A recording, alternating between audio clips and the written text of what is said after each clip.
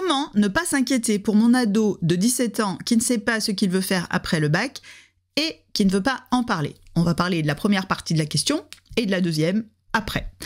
Alors, premièrement, scoop, on ne peut pas ne pas s'inquiéter si on s'inquiète à la base. Et c'est normal en tant que parent, s'inquiéter un peu pour ses enfants. Mais ce qu'on peut faire, c'est choisir comment on réagit à cette inquiétude et voir comment la ramener à un niveau plus supportable. Première question, très importante, qu'est-ce qui est vraiment sous notre contrôle en tant que parent et qu'est-ce qui ne l'est pas? Quand on s'évertue à essayer d'agir sur des choses qui ne sont pas sous notre contrôle, en général, on a plutôt tendance à augmenter notre stress. Et à 17 ans, il faut bien le reconnaître, le travail de parent est déjà bien avancé et on a beaucoup moins de contrôle sur le comportement de nos enfants et a fortiori sur leurs envies, j'en reparlerai un petit peu plus tard. Quand on a l'habitude de faire beaucoup de choses pour nos enfants, d'être beaucoup dans l'action, lâcher un peu cette forme de contrôle par l'action, ça peut être stressant.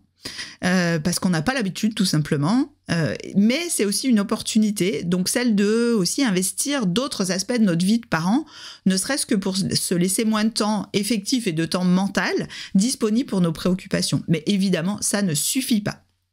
Alors, on peut aussi, et je vous invite à le faire, regarder ces inquiétudes en face. Une peur floue, c'est souvent, toujours, plus effrayant qu'une peur concrète. Pourquoi? Parce qu'une peur concrète, on peut mettre en face des ressources, prévoir, anticiper, s'adapter. Une peur floue, on ne sait pas trop quoi faire. Donc, ça vaut le coup d'explorer il ne sait pas ce qu'il veut faire. Ok. Et alors, qu'est-ce qui vous inquiète vraiment là-dedans? Est-ce qu'il va arrêter ses études? Est-ce qu'il va prendre une voie par défaut? Qu'est-ce qui vous fait peur à vous précisément? Qui galère financièrement? Qui soit malheureux? Une fois que vous allez rendre ces peurs plus concrètes, vous allez vous rendre compte qu'il y en a certaines, vous allez les laisser tomber parce que vous allez vous dire non, en fait, mon enfant n'ira jamais jusqu'à être SDF sous un pont, il va trouver un moyen, il va aller bosser ou que sais-je encore. Et ça peut vous aider justement à vous rassurer. Après, soyons honnêtes, on va parler là de l'envie. À 17 ans, il y a beaucoup de jeunes qui ne savent pas ce qu'ils veulent faire. Moi-même, à 17 ans, j'avais pas vraiment d'idée très claire. Et en réalité, le métier que je fais aujourd'hui n'a à peu près rien à voir avec les études que j'ai fait post-bac et avec le métier que j'ai exercé pendant une quinzaine d'années avant de changer de voie. Et ceux qui pensent savoir, alors il y en a quelques-uns qui ont vraiment une vocation, mais souvent c'est plutôt un choix de conformisme. Et puis, savoir ce qu'on veut faire, ça veut dire quoi exactement? Est-ce que c'est trouver le métier parfait qui va allier épanouissement, finance, relation idéale et qui va durer toute la vie? Ce métier-là, je pense qu'il n'existe pas, sincèrement, parce que même un métier qu'on adore, il y a au moins 25-30% de trucs chiants, c'est normal, c'est ça la vraie vie, peut-être même plus. Penser qu'on peut choisir une orientation en se disant « c'est le métier de ma vie », c'est une vision un peu romantique de l'orientation et assez peu réaliste, je pense. C'est un peu comme si on demandait aux jeunes « attention, choisissez bien votre première relation amoureuse, c'est avec elle que vous allez devoir passer toute votre vie et que vous allez devoir obligatoirement être épanoui, heureux, ad vitam aeternam ». C'est un peu rude, quoi. Ça me fait penser d'ailleurs à un ou deux épisodes du podcast de mes amis et collègues de chez Virage sur l'orientation et le choix d'un métier qui peuvent être très complémentaires à ce que je dis dans cette vidéo. Donc, je vous mettrai les liens en description pour que vous alliez les écouter. Ça sera intéressant en complément de cette vidéo.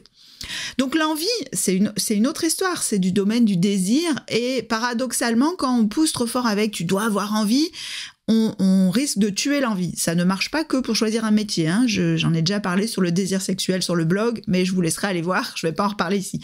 Donc, souvent, pour retrouver de l'envie, il vaut mieux créer un espace où on peut explorer, expérimenter des choses sans se dire « je dois absolument trouver » en se donnant du temps, parce que sinon, on risque de vraiment faire du mal à son envie, à son désir. Et le risque, c'est que vouloir en parler, et c'est là où on vient à la dernière partie de la question, ça peut ressembler à un « tu dois choisir, tu dois avoir envie », ce qui peut être particulièrement pénible pour l'ado et expliquer qu'il a plutôt tendance à refuser d'en parler. Le système éducatif dans son ensemble, ça les pousse fortement à choisir, ça leur met beaucoup de pression. Il y a les échéances de Parcoursup qui arrivent, et oh là là, il faut que je cliquent sur des trucs, mais quoi?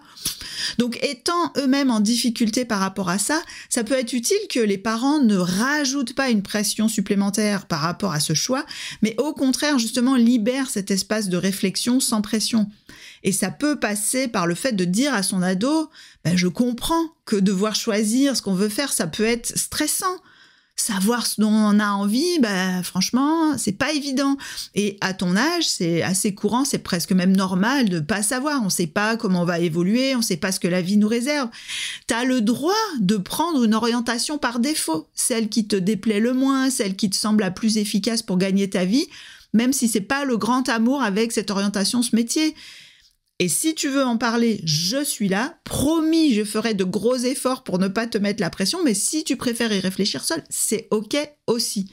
Et cette ouverture, elle peut donner l'opportunité, le choix à l'ado de vous en parler ou pas et de se libérer aussi dans sa réflexion.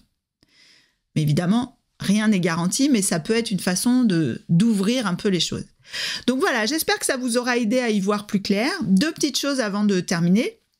D'abord, si vous voulez me poser une question, vous pouvez vous abonner à mon compte Instagram Sandrine Donzel et surveiller mes stories pour voir la prochaine session questions-réponses. Et si ce contenu vous a plu, vous pouvez me soutenir en faisant un don. Ça me permet de libérer du temps pour produire plus de contenu gratuit accessible à tous. Et le lien pour les dons est en description de la vidéo. Et sur ce, je vous dis à bientôt pour une nouvelle vidéo ou pour un épisode du podcast Du côté des parents.